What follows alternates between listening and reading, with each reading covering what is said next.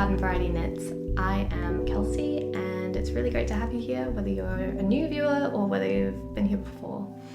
I'm a New Zealander, but I moved to Switzerland from Australia a couple of years ago, and that big climate change inspired me to go quite a lot deeper into my knitting than I ever had before, and here I am making project update videos on YouTube. And if you're here watching that sort of video, I'm going to assume that you are also pretty deep into the hobby as well.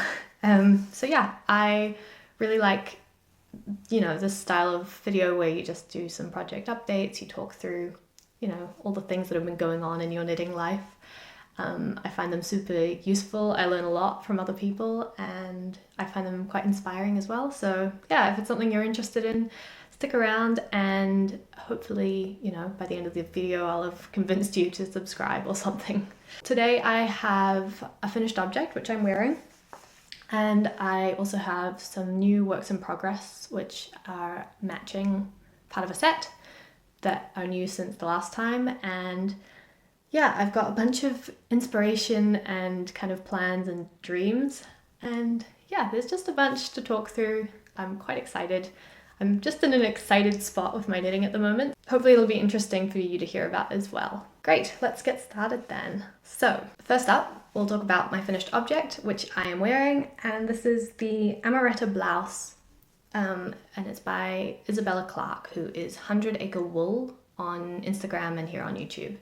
And this was a test knit that the test is still ongoing at the moment, and I'm just very pleased with this. I knit this in the recommended yarn, which is the Petit Lambswool from Bûches, and this color is blue-green. And I really love the color, actually. I think it's just very pretty.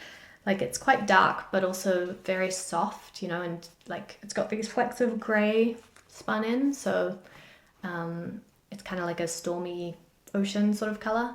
And I actually think that the dark, I don't know, I wonder if dark colors are actually quite flattering for me. Like, I'm quite enjoying having something a bit darker. This I'm very pleased with, honestly. Like, overall vibe, quite happy. It's so, like, such a sweet design, like with these crochet edges and the like button and this kind of, I like the shape of the neckline as well. I like that it's quite low cut. It's quite girly, I guess, which is funny because I don't feel like my style is super girly, and I was actually quite uncomfortable in, like frilly sort of garments for a long time, but I think I'm coming around to it. I think also with knitting, it's so lovely how you can kind of control exactly the design elements and things like that. Maybe I've also just gotten better at understanding what I like as I've gotten older. But yeah, I think this is really quite cute. And the pattern has a ton of options, so you can, instead of this crochet edging, you could do like simple, clean things. You could do a folded hem at the bottom of the body, and for the neckline, you have options of like, there's a short ribbing, I think, or you could leave it as is. It is quite a wide neckline, so leaving it without any edging, I think, well, I'll talk a bit about sizing, but I would say maybe think about sizing down if you don't want any edging on the neckline, so that it's not too wide. Like, even with my crochet edging, well, that wouldn't have made a difference. I do think across the back of the neck, maybe you can see it in the footage, it's a little bit loose. It's not like fully gaping or anything, and yeah, I'm not unhappy with it, but just think something to consider. And there's also an option for long sleeves in the pattern, which I believe are kind of bishop sleevey ones, like you increase and then decrease at the wrist. I haven't seen anyone that like do that in the test group yet, but I wonder if that's just because sleeves take longer. And then you also have the option to include or not this button band. You could also just knit in the round from when you reach the bottom of the V. In terms of sizing, I knit this in a size 2, and I think I'm very close to the pattern dimensions. I think I've got an extra 3 centimeters in the body circumference, and I know in the chat it was discussed that the button band would add, like it would be in addition to the measurements listed in the pattern. I don't know if that's something that'll be adjusted for the final version, In general, that's a caveat. Obviously, this is a test, so I don't know what the final pattern will include. It's recommended in the pattern to have 0 to 2 inches or 0 to 5 centimeters of negative ease for your bust circumference. And I think that, you know, with the button band and my slight gauge difference, I've ended up with 5 centimeters of negative ease, which is the maximum recommended in the pattern. I had been shooting for a little bit more even when I chose my size. And I think I would recommend to go more on the side of negative ease, so like size down if you're in between, or even maybe do like an in-between size if you're confident, you know, changing the stitch counts, because I think that maybe the neckline is quite wide.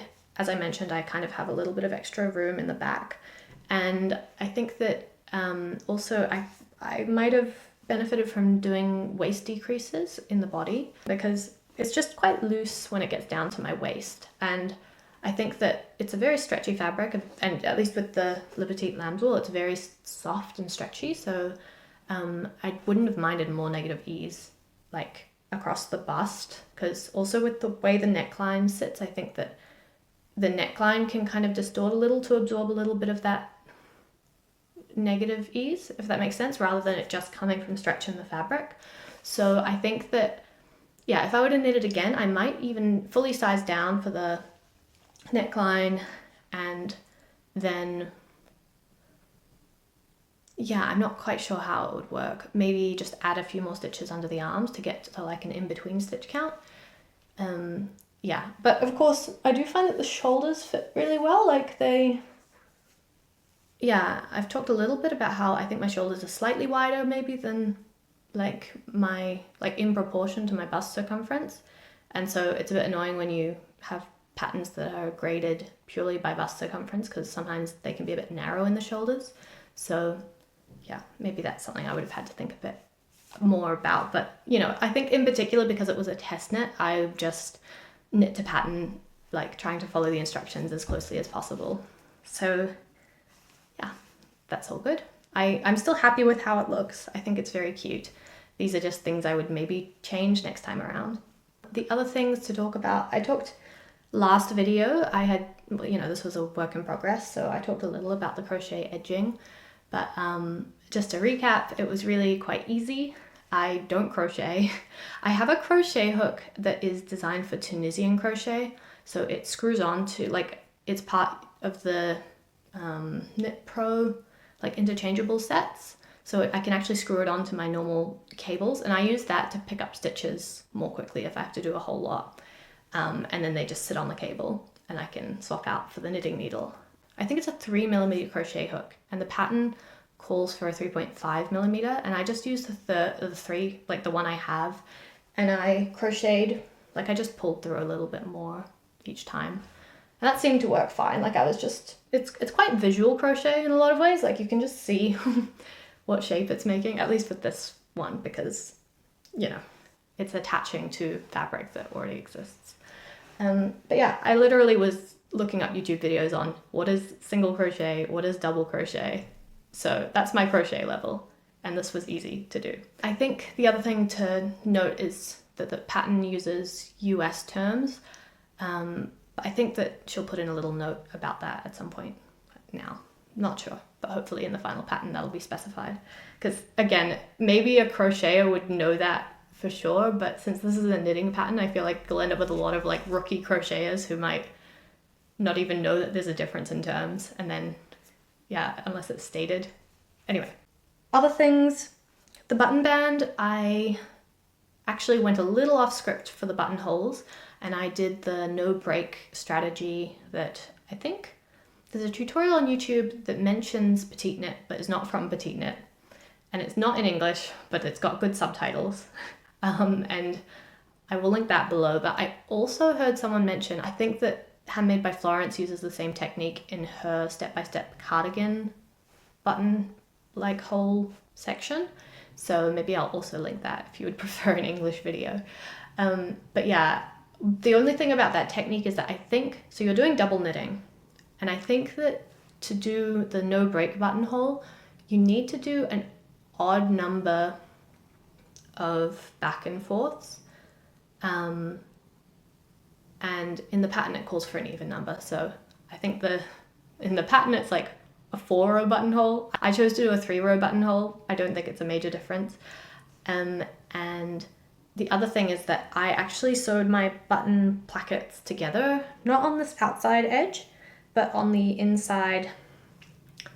Yeah, like they overlap. I did it on this inside to the pickup line here. So it's kind of like the buttons keep it closed, but it's not pulling, like it's got a lot more stability. And for that I looked it up, I think it's called a ladder stitch. So I was like zigzagging. I'll put in a picture of ladder stitch, it's a lot easier to describe. But that was because I wanted it to be stretchy. I thought a whip stitch might be a bit too like it wouldn't have vertical stretch to it. So yeah, I also figured I wasn't going to be unbuttoning the buttons very much. So literally my buttonholes only need to be big enough to force the button through once. And after that, like it doesn't matter whether they're too tight. So that was my logic. And I'm so glad I did that because, you know, if you're breaking your yarn, I think that you end up with 4 tails for every buttonhole, which to me is too much. Like that's, I would do a lot to avoid that. So I liked that technique. It was my first time doing it. And then, yeah, the only other thing is that the distribution of the buttons, I tried to do it exactly as described in the pattern because I'm test knitting. At the time that I did it, I think that the pattern had a little miscalculation for the number of rows there are from like the bottom of the neckline to the bottom of the body, even for the recommended length.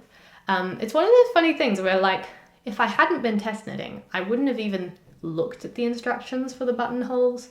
Really, I think I would have just been like, I have 6 buttons and done the maths for how to distribute them given how many stitches I had picked up. And I also wouldn't have followed the recommended body length that I've just chosen, you know, based on trying it on. So I think that's one of those things that is not at all a problem if you're not testing the pattern, because most people, well, I don't know, I feel like unless you're really, it's the first time you've done a button band, a lot of people are comfortable with the idea of like distributing the buttons how they want to across the distance that they have.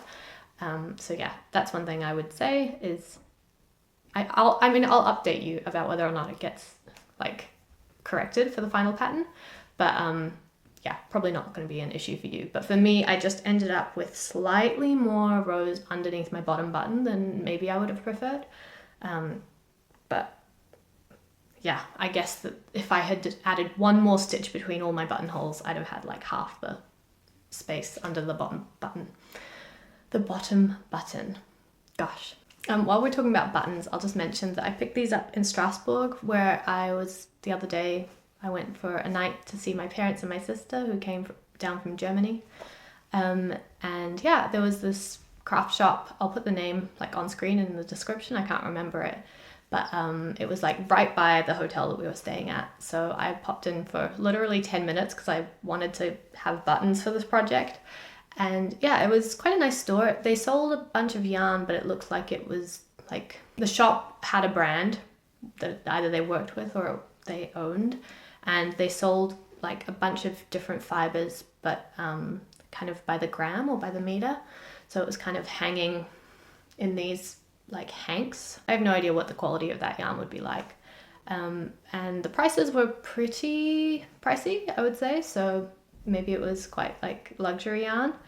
And they also had just a bunch of very cute notions like stitch markers and yeah, just it was like very nicely displayed.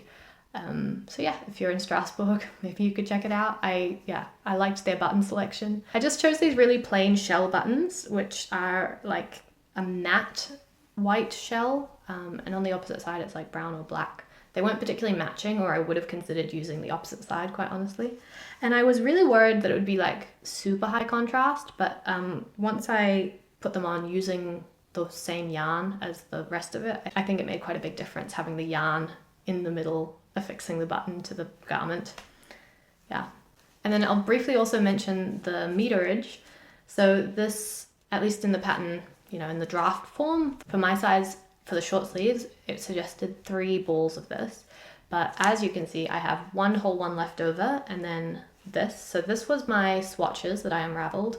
And then this is about 6 grams and this is about 10. So yeah, I guess 16 grams left out of a 50-gram ball. To me, that's like a pretty comfortable margin. I was not really worried that I was going to even have to use this. I mean, that's what it was for, but like I didn't anticipate at any point that I was going to really crack into this. I was, yeah, quite surprised by the time I got halfway through the body, like how much I was going to have left over. And my vague plans for these leftovers is, I talked last time about my first color work and how I'm really hyped to make some color work mittens now. So I think I'll probably hold this double in some like color work mittens at some point. I don't know a lot about what fibers are right for color work, and I also don't know a lot about what colors are right for mittens. I feel like you might want something a bit, maybe it's more that you have to knit them at a denser gauge. But I was also worried that this, because this yarn is quite soft and airy, I was worried that that wouldn't be so good for mittens. Maybe you want something quite tightly spun. If you have opinions, and you know, are yelling at the screen, no, don't do it, let me know. Yeah, but that's kind of my vague plan, is that if it's a suitable fiber, I will, yeah, use some of this in some color work. But that probably won't even use that much, so I don't know. Anyway, I'm excited to have some leftovers now that I'm entering my color work era, I say, with no evidence to back it up. So in general, I'm really happy with this. I think it's super cute. I love the color, and it's actually very comfortable. So that brings me to the yarn. So I talked last time about how I had just, like, without really thinking, gone for the recommended yarn as an excuse to try it, because I've heard about the Petit Lambswool, and you know, you just want to try a variety of yarns, and it's nice when you have an excuse because it's like recommended for a pattern. And then I was really doubting myself about that, because this is a short-sleeved, very low-necked blouse, and this is like quite a warm wool. It's woolen spun. I don't know, it's like lamb's wool. It's just, maybe this isn't true. I think of Merino as like more temperature regulating, not just like heating you up. Maybe that's just marketing. I am from New Zealand, which has like this massive company, Icebreaker, that just campaigns for the properties of Merino, like left, right, and center. Every time you walk into an airport, you're like hit with marketing about how Merino is like the one fiber for everything. So, you know, maybe I've got some misconceptions about the difference between like other sheep breeds and Merino. But it feels to me like a kind of a, I guess also like a smoother spun yarn. It traps a bit less heat, whereas this one, like, it's got a lot of air in it. Anyway, I guess if I had started from scratch thinking about this, I might have gone for like a merino silk blend or something, which I think is something that a lot of the testers used. So clearly they thought a bit more than me. But I'm actually pretty happy with this yarn. It's probably about, I don't know, 16 degrees here today. And I'm actually quite comfortable just sitting here. I mean, it's obviously a lot warmer inside, but yeah, I think it's just way nicer to wear than I thought. And I also, when I first got this in the ball, I was a bit like surprised by how rough it felt.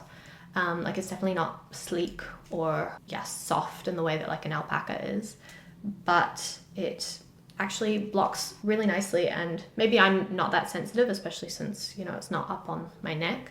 But yeah, I actually really enjoy it. I think it's quite nice. It feels really light and kind of like, it's definitely soft, squishy fabric, like, yeah, very light sitting on my skin. So yeah, I think I'll be able to wear this quite comfortably in a lot of settings. Probably mostly indoors during the winter, so that, you know, and then layer up when I go outside. But yeah, I quite like it. And I also think it's nice actually having a low cut thing, so that, you know, if I do need to layer a sweater over it, it's not gonna have like awkward competing necklines. I don't know. I know that like having your t-shirt show from under your like crew neck sweater is a style decision, but I've never quite been behind that. So yeah, I'm quite happy with it. But yeah, I think that's everything. The pattern is gonna be released, I think I saw on Instagram, like on the 27th of September. So that's pretty soon. And if you want to be notified, you can follow obviously Bella at 100 Acre Wool, but you can also follow me. My Instagram's in the description. Small plug. I'll probably be posting around the release day. Yeah, and I think that's everything. Overall vibe, very cute pattern. I would recommend it, and I'm probably going to knit another one, maybe like a long sleeved version with like a different vibe to it in the future. Yeah, cool. Okay, so next we'll go to works in progress. I do still have my Tombo tee that I'm knitting for Olive Pure Silk, but I'm just chugging along on the sleeves there. I think I've knit like this much on each sleeve since you last saw it, so I will skip over that. It's going. I haven't forgotten it, but I am much more excited about what I'm about to show you. So there's quite a lot to show here. I talked last time about how I want to knit my sister a matching like hood and scarf, and I talked about using the Cozy Coco hood pattern by Veronica Lindberg or Kutovakika. In the time since then, I ordered some heavy merino and some soft silk mohair from Knitting for Olive, and it's in the color brown mousse. It shows up slightly differently in the two different fibers. I think that the heavy merino looks a bit more kind of warm toned, whereas this has a bit more of a grey. I think in particular the core is quite grey, like the fluff, the halo is a really good match, but the core definitely, it also has some kind of, like the silk doesn't seem to have taken up the dye particularly, so it's got some lighter grey kind of, strands in it. Which I have to say, I think this might genuinely be my first time knitting with the Mohair Merino infamous combo. And yeah, in a dark color in the finished fabric, I'm also getting like flashes of that silk core, which I don't super love. Like, I don't mind it, but if it could have been the same color as the rest of the yarn, I'd have been happier, I think. Okay, but anyway, so I bought this combo for the Cozy Coco hood, and then I was gonna just like make up a matching scarf pattern. The pattern actually calls for a DK, and I was kind of umming and ahhing about different options, but I do really like Knitting for Olive. I like their colors, and I wanted to try their mohair because I think in particular Handmade by Florence really hypes the softness of this, and I'd only used Drops mohair before, and that was a bit scratchy. So I wanted to try this specific mohair. And then in terms of getting a color match, especially ordering online, I figured I may as well just go straight for the matching yarns that they have. I did semi-consider using 2 strands of their normal one, but I don't know. I mean, so that's a light fingering. So 2 strands of it, I don't know, at least in my understanding, should be quite close to a DK. But they claim that their heavy merino is equivalent to 2 strands of their normal merino, like their fingering weight. So I figured I would just try that because I think it works out cheaper. Actually, I don't even know if I did that maths, but it definitely felt simpler to just use 2 strands total. And I also hadn't tried their heavy merino before. I also wanted to do the mohair plus merino for kind of longevity. Like, I was also considering like a really soft alpaca yarn, but I didn't want just crazy amounts of pilling. So I was hoping that this mohair will do that thing where it kind of protects the merino fibers. Also, Knitting for Olive I feel like wears quite well, like it doesn't actually pill a ton. So yeah, it's not like, I didn't want to go all the way to getting a superwash like non-pilling yarn, but in terms of ease of care, I'm thinking that this might be a good combo. Yeah, we'll have to see. I'll have to ask my sister in like 3 years.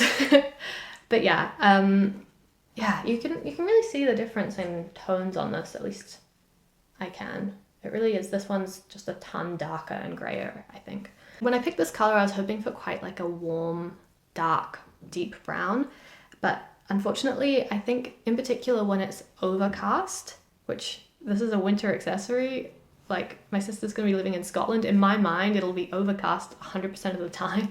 I don't know if that's true, Scottish people come at me in the comments. But yeah, I think I was a little disappointed. I like was knitting on a walk the other day, and it was very grey outside, and then this felt very grey to me, like this, but that's okay. So yeah, I've made my decisions. Let me know your thoughts on them. I did get a very nice comment from Venetia from the Woolly Worker, who said that I should be using a Shetland to try and make it more windproof for the Scottish weather. But unfortunately, by the time I got that, I had already ordered, and 100% am not making windproof garments. I'm not knitting at that tight a gauge either, but hopefully it'll still be a warm and nice accessory to have. Now we get into what I've actually knitted. We can start with my progress on the Cozy Coco hood. So this is what I had. I mean, I still have it, but yeah, this is like the top of the head, and then I'd done picking up around the sides to start doing the like main body of the hood. And this stitch pattern is like this honeycomb stitch, and it's all knit stitches, so you're crossing, like it's even the bits that go under on the cable are also knit stitches. And so on the back side it looks like this. It's a bunch of purl stitches that kind of, yeah, they're still in a bit of a honeycomb, but and I wanted, when I made the scarf, for it to be pretty like nice on both sides, ideally fully reversible. So I was experimenting when I first cast on the hood with doing this, like, so these honeycomb cables are just 1x1 cables. And so I was experimenting with making the background stitches pearls so that it would look the same on both sides. And I actually don't have that swatch. I just completely scrapped it, because somehow by making the background pearls, like it was possible if I, like when I was just tugging it slightly horizontally, just like tugging at it to see how it behaved, the kind of cabling almost came like it straightened itself out, and it almost turned into like this weird sort of double knitting where like the knit stitches were here and the purl stitches, I don't know, it's like it just turned into this weird looking almost just ribbing. Maybe I was doing something wrong, I'm not totally sure. Anyway, so then I went back to just the main pattern and knit this much, just following pattern.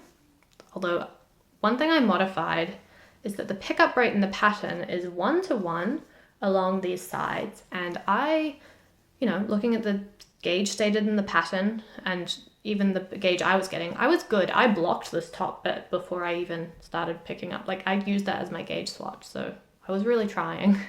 And the gauge I was getting, it didn't make sense to pick up one stitch in every row. And I kind of had a quick look at some of the pattern and project pictures, and they also looked like, from the side edge, it like bunched a little or like poofed out once it was under that edge, like once I had room to spread out. So I didn't love that. So I actually ended up doing slightly more rows along the top and then picking up, I think 4 in every 5 stitches or something, which I think was a better ratio. I got this far, and simultaneously I had cast on the matching scarf. And since I had determined that the 1x1 honeycomb didn't really work with pearls in the background, I decided for the scarf to do 2x2 honeycomb. So that started looking like this. And as you can see, like the background pearl stitches, they're quite receded, so you don't really see them. And then that means that the reverse looks identical. So with the 1x1, I was doing them without a cable needle, and that was pretty okay. But I couldn't, I don't know, I wonder if my cabling technique is wrong, because I think I try to tighten the row after a cable, like after the crosses, so that you don't end up with those huge gaps, where they meet again. But I think that just leads to my cabling gauge always being a bit too tight, and it makes the actual cable maneuver like quite uncomfortable. I was using a cable needle. I think another problem is that this needle was a lot smaller than the 6mm needles I was using to knit, And so the needle, like the stitches on the cable needle, were able to tighten quite a lot, and then it was a lot harder to knit them back onto the needles. Yeah, anyway, so this was going pretty fine, and you know, it looks pretty nice. It doesn't fully match the vibe of the hood, so I wasn't totally happy with them as like a matching set. But on top of that, I actually got quite sick of the cabling quite quickly. And I also wasn't sold on how it looked. Like, you know, I'd kind of done some calculations for how much yarn I had, and this was the width that I thought I could get away with. And it just, like, it's so three-dimensional. Like, you can see actually with the way that the bottom ribbing has corrugated, maybe, like just how it's like an egg carton, you know, like or like corrugated cardboard. Like it really is just making this very thick kind of three-dimensional shape, and it's cool, don't get me wrong, but I'm not sure it was the vibe I wanted in terms of coziness, you know, like I want something a bit more drapey. This is very stiff and like yeah, just super stiff. I decided, you know, to cut my losses. I wasn't that far in, and something led me to remember that I have been kind of, first of all, like when it comes to woven fabrics, I'm a little bit obsessed with like waffle fabrics, like a waffle towel. Like I've got a waffle blanket. Yeah, this is like a waffle woven blanket that I got from IKEA, I think. And I'm a sucker for some waffle texture. And then also the waffle loop bandana, sweater, collar patterns from other loops that have come out have always really caught my eye. So I thought maybe a waffle stitch was the way to go. So I thought that would maybe, I don't know, I think that it's just this really like modern and clean and kind of slightly sophisticated look that I found that the honeycomb wasn't really giving me. Like that was a little bit more, I don't know, like it's kind of a bit more of a traditional, I know it's not like full on traditional cables, but it just wasn't, yeah, I don't know, quite as modern or like fresh as what I wanted. And I want, yeah, because I want these accessories to be really cozy, but also like quite chic, you know, like I feel like if I knew what it meant, this is where I'd use the word elevated, but I don't really understand what people mean when they say that. But yeah, I just wanted something that looked like clean and modern instead. So first I cast on the scarf just to try out the waffle stitch pattern. So there's the stitch pattern. Yeah, this waffle stitch I think is really quite cute, and it's not reversible. So the reverse side is, yeah, not the same. But I do think that the reverse side's pretty cute. It's kind of these squares of pearl bumps. And I also just, yeah, I love this main texture. So I cast on the scarf just to validate that it was going to be nice. And I think this is literally fewer stitches than the first scarf. So you can see the difference in width that I'm getting. I think it's like 50% wider, which I think will be really nice. You know, like I do love a scarf that's like quite wide, but quite drapey, but also really plush. I don't know, this is really working for me. I know I haven't knit that much of it, but it was just enough to validate the stitch pattern. So this is on 6mm needles as well, by the way. And then I decided that I should just go the whole hog and still knit the Cozy Coco hood as far as like its construction. And I do really love the double knit ties around the face, and I like the neck snap shut instead of being pulled over your head. And I bought snaps for that.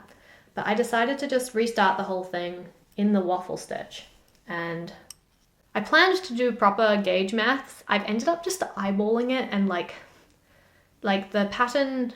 So I calculated, for example, the length of this top thing in the original pattern gauge, and then I just knit roughly to that length, while also having an approximate number of stitches I was aiming for once I'd picked up.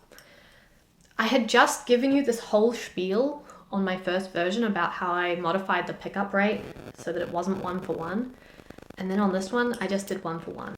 I somewhat regret it because you can especially see at the front here, so that this like poofs out. It's not in line with the, cast on edge. But I am going to pick up for a double knit button band there, and it's not button, just a double knit edging. And it's quite a wide edging, so I'm really hoping that it won't make that big a difference. And, worst comes to worst, I can pick up those button, I keep saying button band, pick up those band stitches a little bit further into the fabric down the edges of the face than I do on the top. But yeah, for this pattern it doesn't matter whether the stitch pattern's reversible, so that's why I started with the scarf. I could obviously still look at the inside, but that was kind of my thing, was just to see if it worked in scarf form. Yeah, I think this is just gonna be quite a cute, quite a classic, very cozy thing. I think the things that drew me to the Cozy Coco hood wasn't specifically the honeycomb stitch pattern. I also went up a needle size for this. This is now on 5mm needles. I think that the pattern for the Cozy Coco hood is 4.5mm. So I'm basically changing all of the stitch counts by 15% and changing, I don't know how much I'll change the row counts by, probably not super much. I'm also doing it vaguely to length. I think my plan next is to block this, just to double check that it doesn't get a ton bigger. Because it's a bit like garter, this waffle stitch, so I'm expecting it to grow a little vertically. But if it grows a lot more than I expected, then it'll be time for me to do the increases at the bottom of the face, right now, I guess. Yeah, but this is really fun, and I'm pretty excited about how it'll turn out. I think that substituting this stitch pattern is actually quite an easy mod to make. It's a pretty simple pattern, quite honestly, but it is nice to have all the details worked out for you in terms of, lengths and where to put increases, where to change to ribbing. And I do really like the long, bow band that you put around the face. So the fabric I'm getting from this, I think, is actually really nice. It's so plush. I don't know, it's got a really good squish factor to it. And the heavy merino and soft silk mohair together, I think, is quite soft. Not silky, but just soft and non-irritating. So hopefully my sister doesn't have a mohair sensitivity, because I'm pretty sure I don't, and so this is very comfortable to me. I'm excited as well to block it and see if it gets even softer. So yeah, overall pretty happy. Maybe you can see what I mean about those flecks of the silk core of the mohair kind of showing through. Not a big fan of that, but overall I think that the color, I think this is gonna be quite a nice set of accessories, so I'm not super unhappy about it. Anyway, very fun project. I'm glad it's not super hot weather anymore, so I can start working on stuff like this. Bigger needles, bigger gauge, so it's moving very fast, and I'm finding the waffle stitch so much more satisfying to knit than the honeycomb. That cabling, I like cables, but for some reason honeycomb, it doesn't feel worth it in the same way that beautiful twisty cables do, because it just looks like a texture in the end, and I'm you could have other textures just with knits and pearls. I don't know, maybe that's flawed thinking, but I wasn't loving it. But I will love this waffle set. So it's time to talk about plans, dreams, and the first one I'll mention is the thing that I'm kind of thinking about probably the most immediately, and that is Stephen West's mystery knit along. I have never knit any Stephen West's patterns. I've never done a mystery knit along. I've never knit a shawl. I don't like shawls. I don't wear shawls.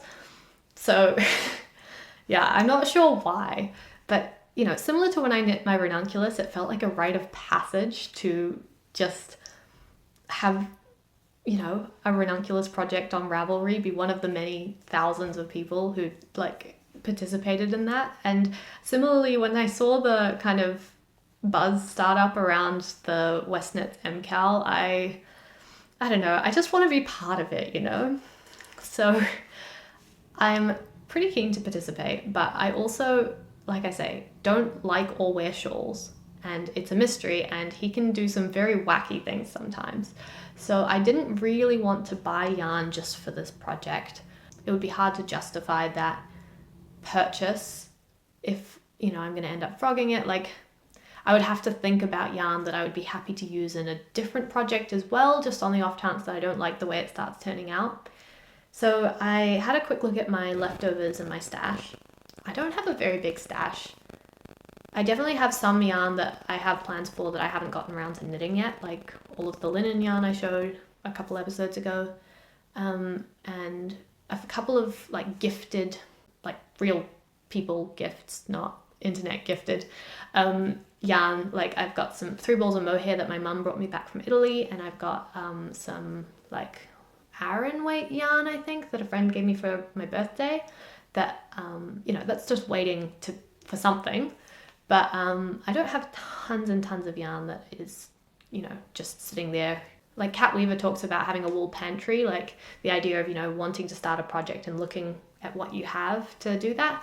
And I don't really have a lot, but I did buy some Drops Flora, just 2 balls, a little while ago, with the idea of making like a winter layering tank top type thing. And this is the color Pistachio. I had very vague plans, but I never got round to it, and I don't have a pattern in mind. So I would be willing to sacrifice this to the cause for Stephen West. And if I hate the shawl, then I can always frog it, and then I'll just have the same yarn. But the problem is I only have 100 grams of this, which is 200 meters. So I only have like 420 meters, and the pattern recommends 800 meters each of 2 fingering weight colors. So in terms of contrast color, I have this kind of cream yarn from Lana Grossa, which is their Ecopuno.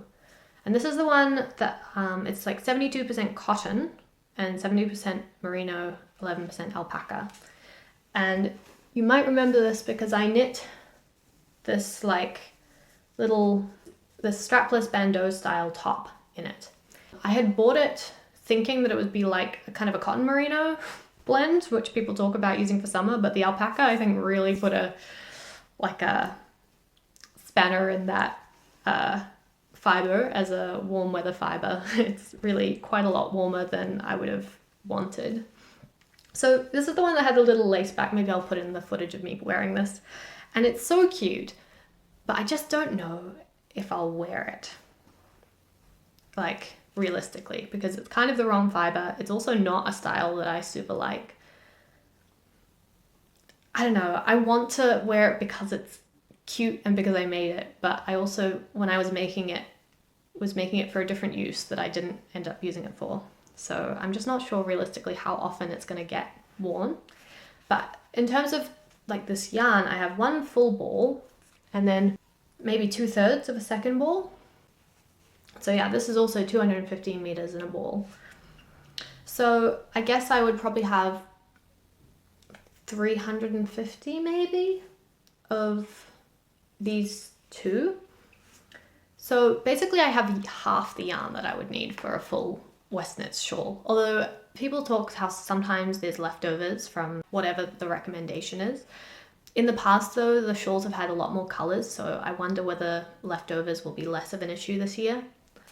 So my vague plan is that, okay, first of all, these 2 colors together, I quite like it. I think it's quite cute. It's definitely a little pastel-y, like maybe baby blanket sort of a style, but I don't mind that. And I like a green, and I like a color and a neutral. I like a green, so I think this is pretty nice. The only thing is that, like, looking at some of his past patterns, I really like, maybe if you skip last year, I like the 4 years before that. So like Starflake, Shawlography, Twists and Turns, like they all, to me, I loved that combination of textures and stitch patterns, the way the colors worked. Like I think that's all very cool, and I think in particular using like more neutral or like just less contrasting colors will also make it a bit more wearable. But his kind of branding, like the advertisement pictures around this year's one, are very graphic. Like I'm imagining that these shawls are going to have like blocks of color, like maybe a lot of intarsia. I don't know if that is feasible in a shawl because, you know, the back side of it might look a bit weird, but I don't know what to expect. I'm kind of wondering if it's going to be like, yeah, like blobs on a background or like, you know, like triangle, like geometric shapes on a different color background. So if that's what's going to happen, I'm happy to knit it. Like, it seems very fun, but I don't know if I'll wear it. So I kind of want to participate in this, but maybe not finish the whole project. So that's why I'm thinking I'm just not going to purchase any extra yarn for it unless I get halfway through the shawl, run out of yarn and go, oh my gosh, this is so cool. I need to finish it. And then, I mean, buying more drops yarn seems easy. And then I can either frog this baby if I can bear to undo all that work. Like, you know, this is on like 2mm needles. Like, this is a lot of knitting, even though it's a tiny little garment. But if I'm not going to wear it, and if I like the shawl enough, I might frog this. I can, of course, also just buy more of this yarn. But again, it depends how much I'm liking how it's working up. So yeah, I think that's my plan. It's a total mystery. I really want to participate. I think I can get through at least 2, maybe 3 weeks of the clues with just this half amount of yarn that I have, because, you know, shawls just get bigger and bigger. I think that's my understanding of how they work most of the time. I don't know how this is going to work.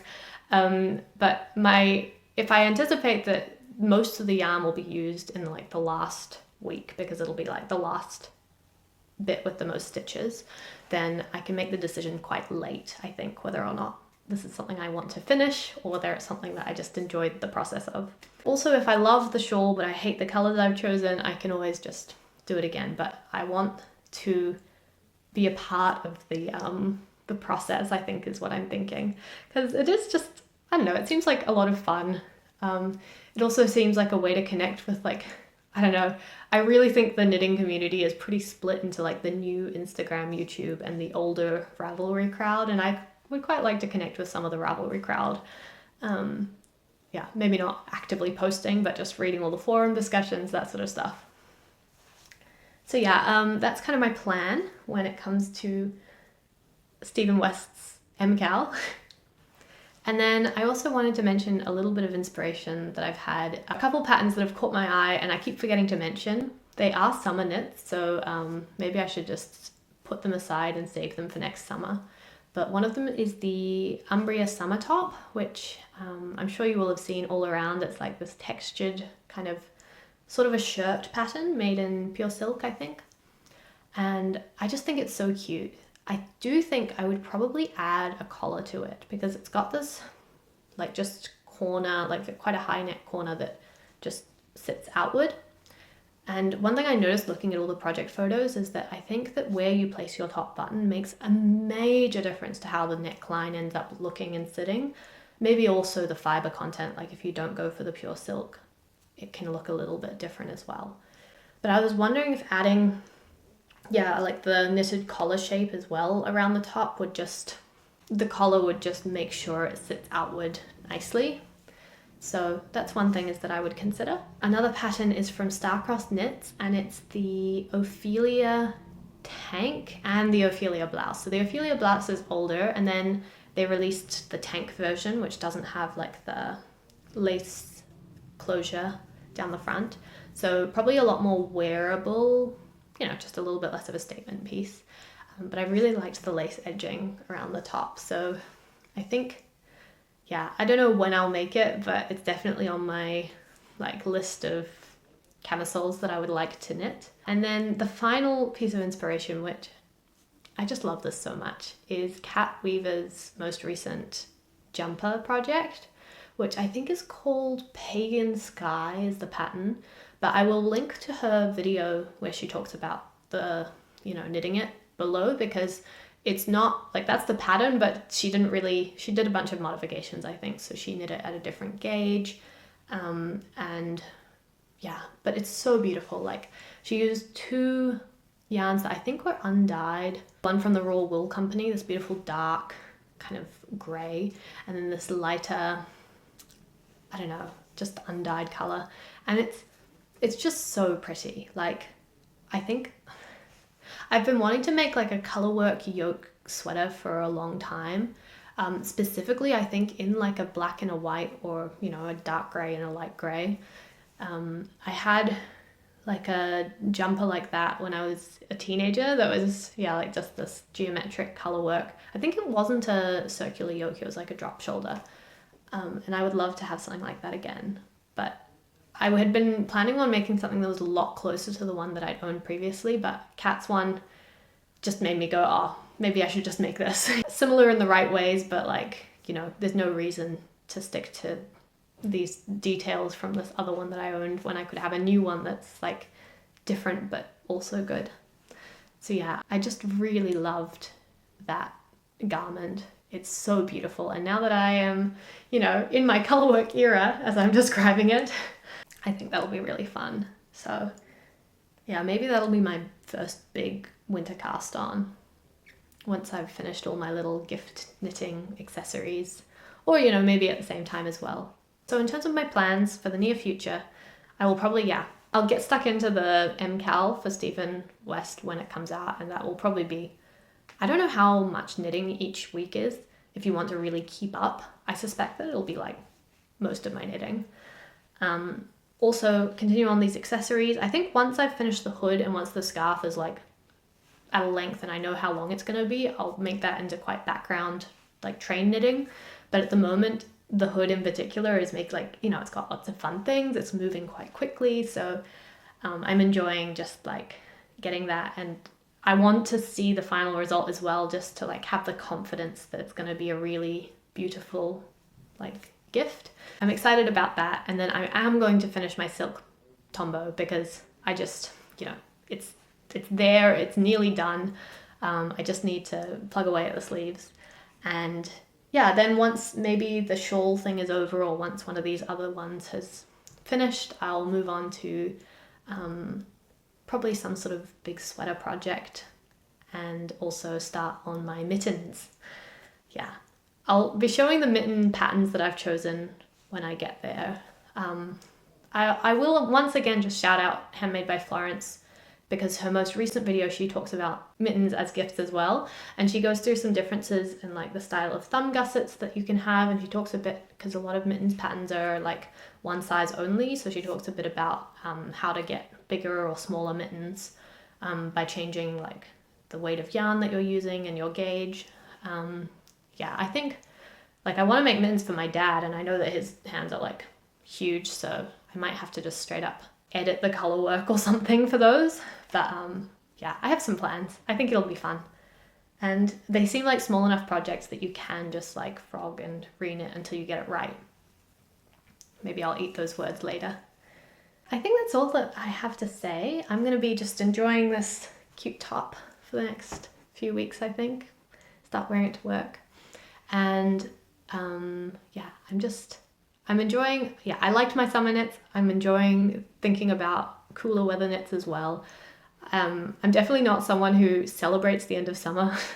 I find it quite tragic, but you know, moving into not knitting things, my boyfriend and I went on a beautiful walk the other day, and it was just like, it was a rainy Sunday, but you know, we would just put on raincoats, and yeah, I don't know, it kind of made me feel quite happy about the change of seasons, because yeah, being out in like cooler, rainy weather, it's also still beautiful, you know, like everything is pleasant, everything can be lovely.